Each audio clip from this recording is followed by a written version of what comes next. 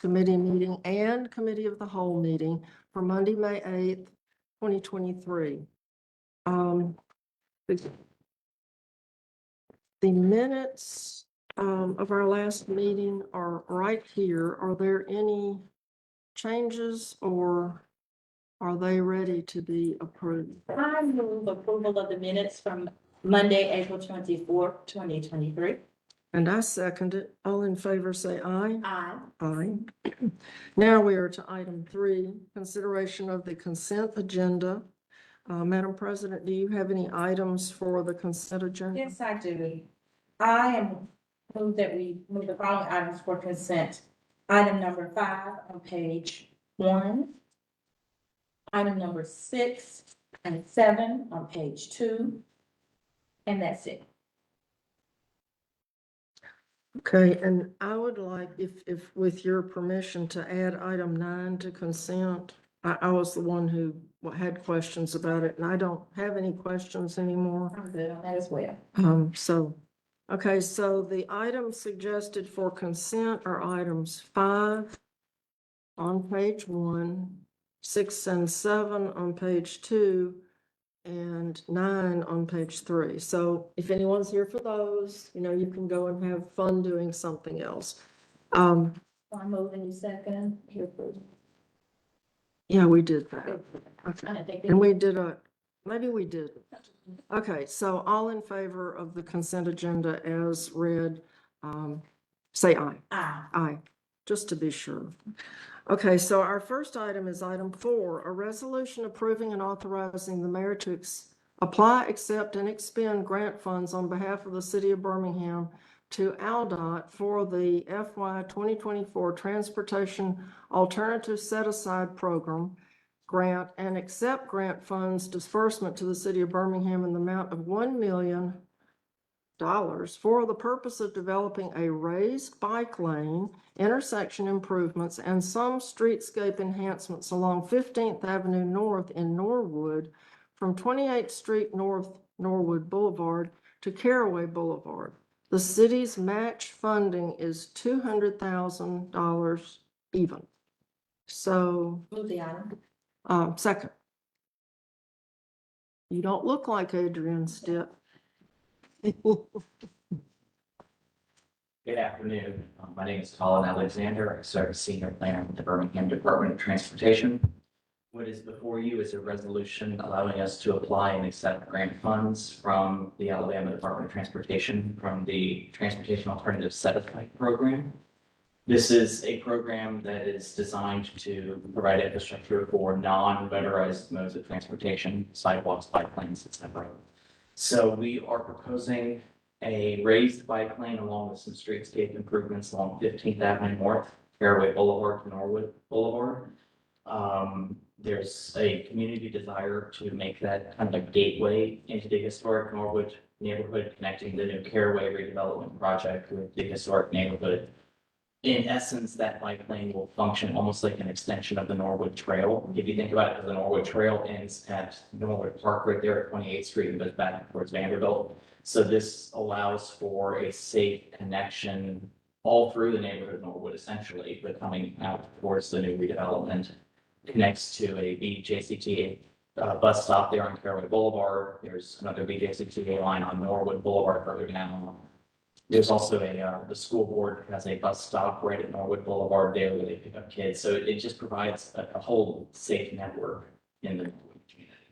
So this is a $800,000 grant with a $200,000 match from us, getting us a total of $1 million for construction. Well, can you tell us about the raised bike lane? Sure. This is something we have not built any of these in the city of Birmingham. There's a few examples in the US, mostly in Boston, most prevalent. It's kind of a European concept, but essentially think of it as a supplementary sidewalk. It would be about the same height as a sidewalk. It would parallel take part of the road right of way. So we're going to narrow the travel lanes, which is a good traffic calming technique coming off of Caraway, and provides a separated facility for bicyclists from the roadway. That'll be good because a lot of vehicle drivers don't think bicycles should be in the road, and so they just try to run over them. So you'll actually be installing like a new curb Correct. and bringing that up to the level of the sidewalk. Will the sidewalk be right next to it, or? With the terrain, note on the two ends, it will, if you're familiar with the area, the road descends down under a Norfolk Southern viaduct. Mhm. And so from there, it won't be flush with the sidewalk, because we're going to keep it about 6 inches off the roadway. But on the two ends, it would be about the same height as what the sidewalk typically would be when the sidewalk is flush with the roadway. So how wide will the bike lane be? We want to get between 10 and 12 feet. It would be on one side of the road, and it would provide travel in both directions. Oh, okay, okay. Well, good. That was the reason I wanted to hear about this, because I was interested in the raised bike lane because, safety is the key. Yes, ma'am. And we have so many bike lanes that are just in the street and then they just suddenly end. And I don't know where the bicyclist is supposed to go, but the bike lane just disappears and then there's nothing. And that's dangerous. But this sounds like a nice project. And it has been moved and properly seconded. Do you have any questions? Yes, I do. I didn't notice, this isn't on our agenda for tomorrow. It should not be on the agenda for tomorrow. It should be on next week's agenda. That's what I was gonna ask. If you could either, I want to approve it, but I'd just like to see it and visualize it. A drawing. A drawing. Yeah. We have renderings, I think they were submitted, I think, From the had, department? it may not have been included, but, if government affairs, I can forward both of these That would be rendering. great. Just for the visual, I think for the other councils, they probably be interested when it gets to the agenda. Absolutely, and we can forward those to her. We've got really nice renderings for that. And this is $1 million. Any idea what the cost of this, would this, We're still working actively on, getting an estimate, which is part of the grant. The grant's due May 31st. It's one of the final pieces we're putting Okay. together.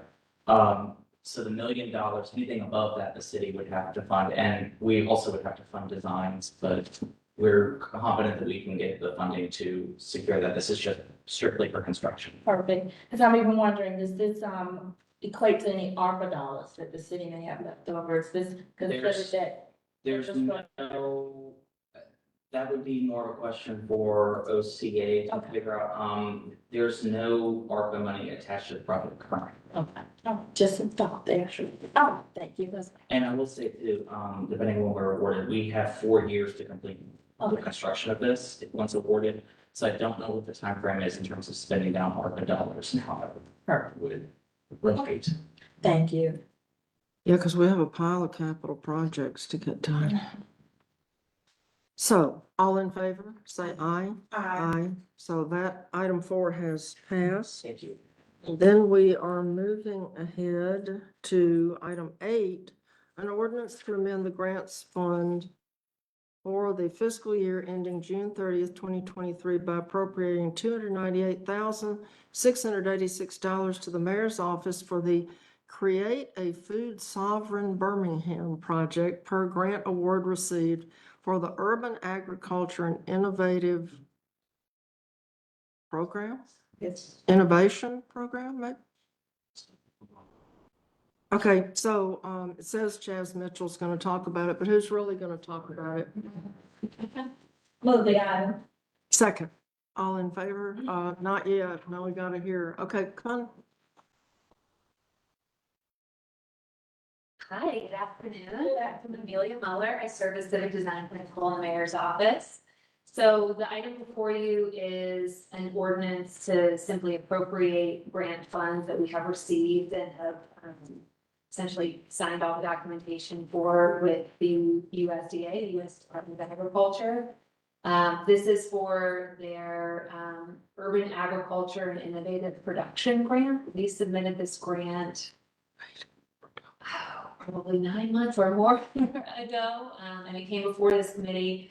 In essence, the purpose of this grant is to continue to expand our work in the food access space, building on the work that many of our internal partners do around grocery store recruitment incentives and other more sort of small business focused food access projects to include assessments related to opportunities in urban agriculture, support for the development of further farmers markets and communities, and, a range of other activities. It also is inclusive of some staffing support for a dedicated food access staff member to carry out the grant activities.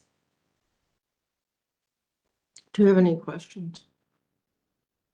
Madam President? Yes, I'm thinking. So.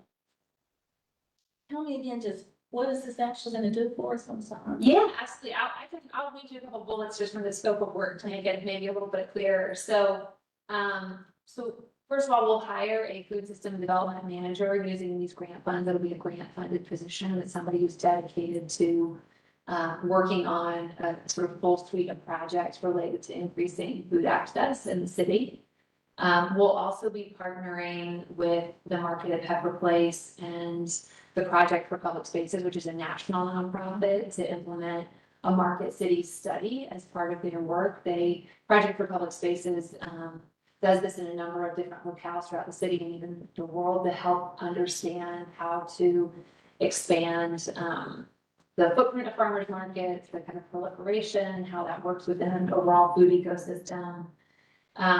We will also be essentially issuing an RFP to conduct a food market feasibility study. So our goal is actually to kind of produce essentially a food environment report that could be utilized by urban farmers, people who are starting food businesses in kind of all aspects of the food value chain. So somebody who say wants to start a food distribution business, or somebody who wants to take agricultural, take broccoli from the farmer, break it down, package it, and resell that to grocery stores.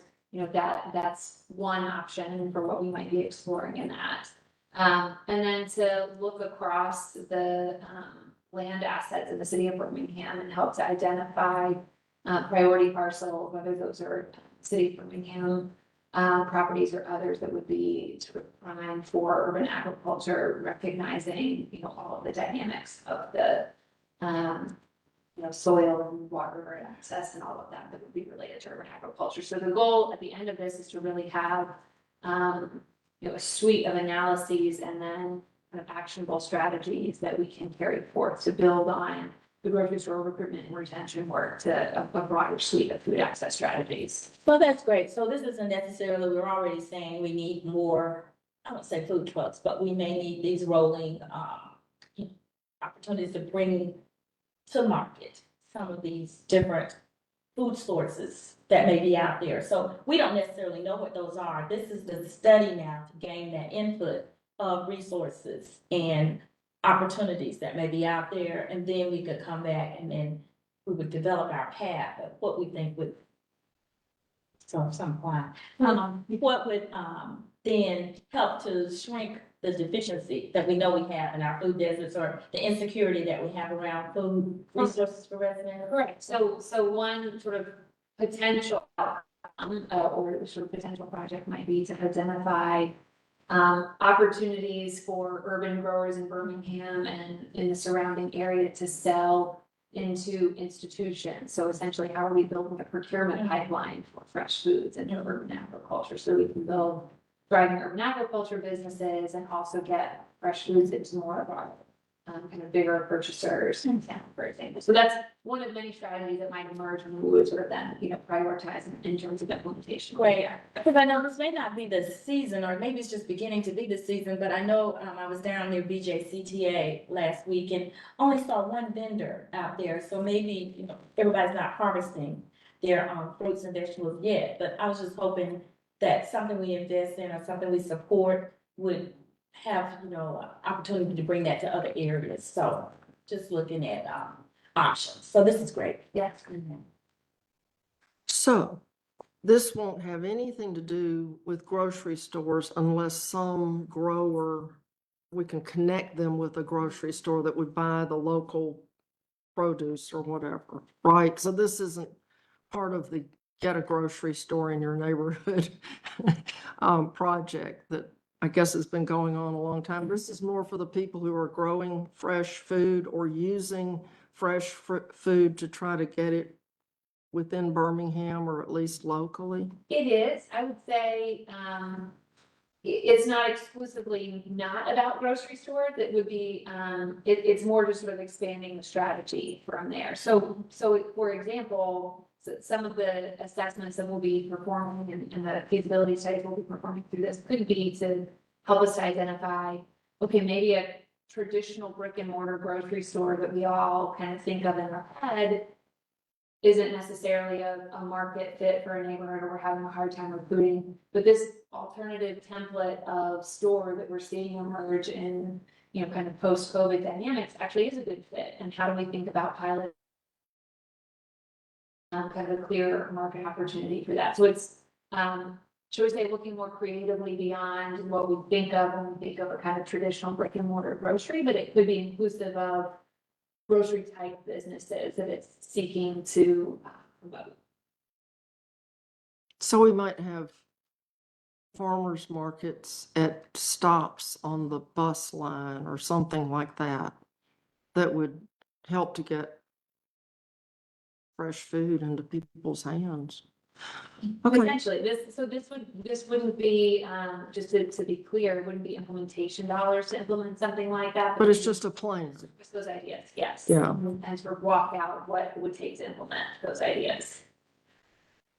Okay, would there be any help for urban gardeners that are urban gardening now? I mean, would there be any, is that part of the study, would be urban gardens, like community gardens that people have placed in their neighborhoods? So yes, so part of the work that we've been doing in the background, absent this grant opportunity, has been to map that sort of broader range of, food access points, whether that's a, community garden that somebody's running in their neighborhood, a larger urban farm, et cetera.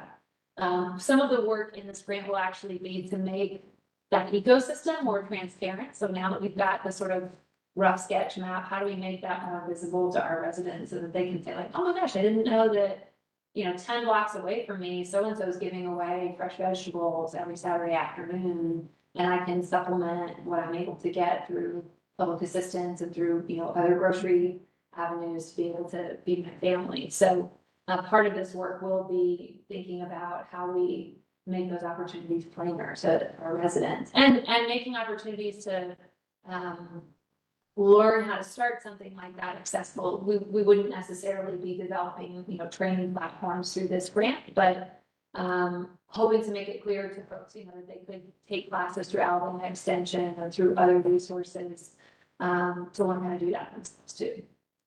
So it's kind of an easier front door, if you will, to this. Food Sovereign Birmingham. Okay, well, we have a motion and a second, so all in favor say aye. Aye. Aye. So thank you. Thank you very much. Okay, well, we have reached the end of our agenda. And I don't recall any old and new business, but is there any that you're aware of? Okay, well, then we are ready for a motion to adjourn. Second, all in favor say aye. Aye. Aye. Ta-da.